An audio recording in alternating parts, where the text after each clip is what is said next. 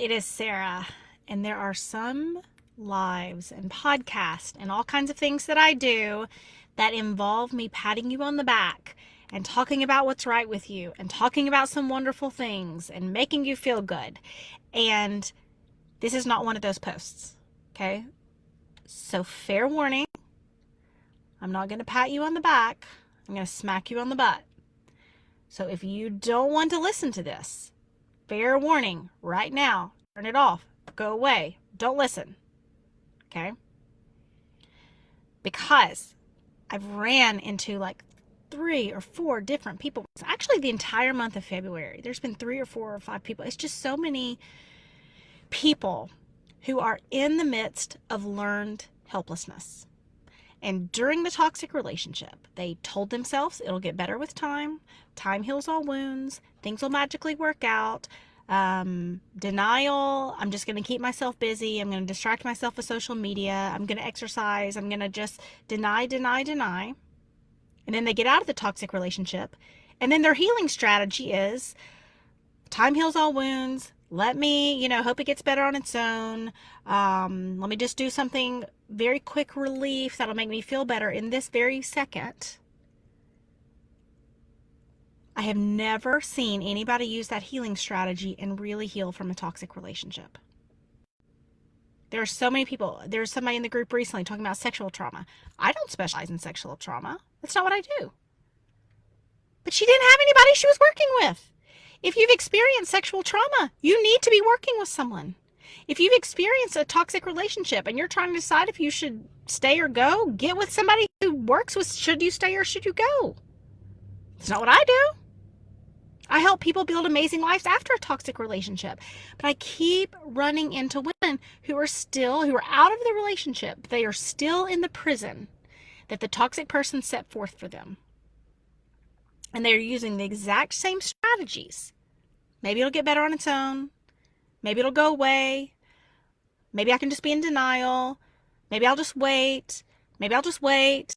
Maybe I'll just think about it. Maybe I'll just overthink. And their entire life strategy is overthinking and avoidance. Now, I'm not blaming you. Toxic people teach you to do that because then they can keep you trapped.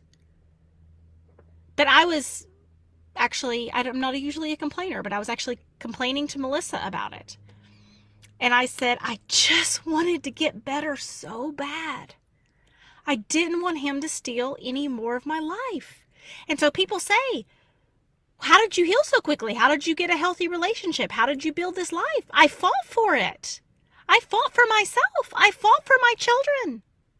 I stopped fighting the toxic person and used that energy to fight for myself. And I see so many people who've been trained by the toxic person. They're breathing, but they're not alive.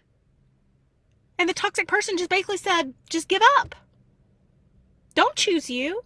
Don't fight for you. Just exist. And now they're out of the toxic relationship, but they're still just existing. And nobody can want it more than you. People can show you a path. They can show you a path healing. They can show you a path forward. They can show you tools and strategies. They can never want it more than you. If you don't want to get better, if you don't want to bring a new healthy version of you to a relationship, it's not about finding a new person. Okay? It's a terrible strategy. It's about finding a new person in you to bring into dating, to bring into love, to bring into parenting. And Einstein has a quote that says, you cannot solve your problems with the same type of thinking that got you in those problems. I'm not victim blaming. I'm just being honest and saying the toxic person trained you to think and care for everyone other than yourself. And if you don't have a healing strategy, I love my podcast. I love my books. It was not enough. It was not enough.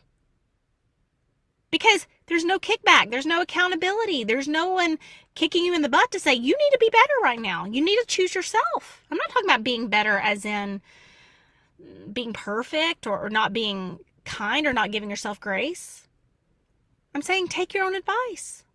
Lead by example. Lead your children. And if you don't want to do that, you're going to be regurgitating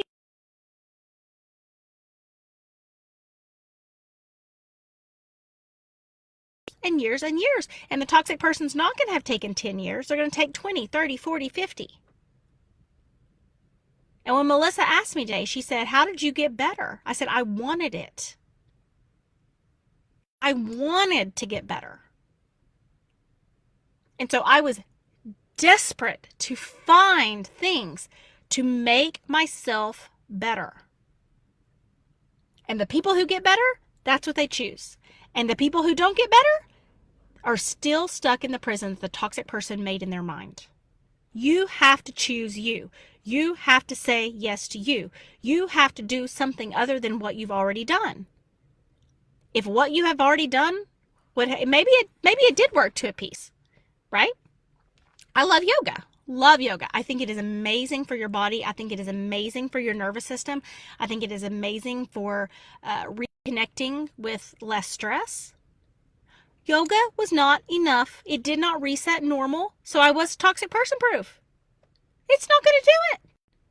And whether you're hiking or whether, I had a lady recently and, she said, I said, what are you doing to heal? I said, what do you want? She said, love. I said, what are you doing? I'm going to women's Bible study.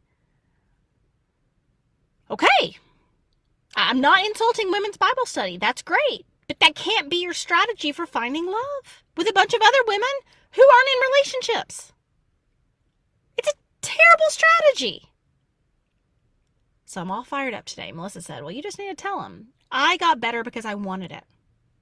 And I broke up with the hold my ex had on my mind that told me I couldn't be better, that told me you'll never be anything without me. And I either had the choice to believe him or prove him wrong. And I chose to prove him wrong.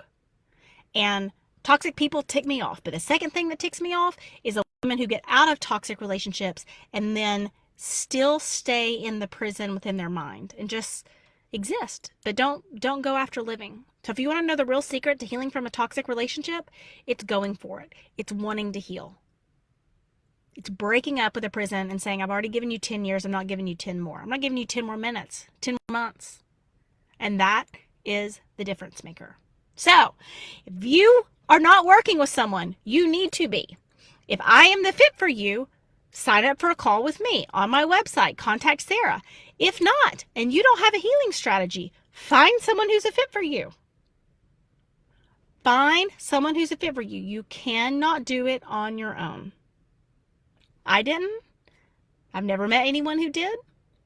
Okay, I met a lot of people who ended up in another toxic relationship that's very normal and easy to do. I'm not trying to scare you, but kind of I am. Okay? So find someone. I want to see every person in this group saying, I have a healing strategy that is working for me. And some of you, it's going to be me. And some of you, it's not going to be me. And that's okay. But I want every single person. What's your healing strategy? What problem are you trying to solve? Okay. This, and this. Confidence, for example. Working on my confidence. Okay.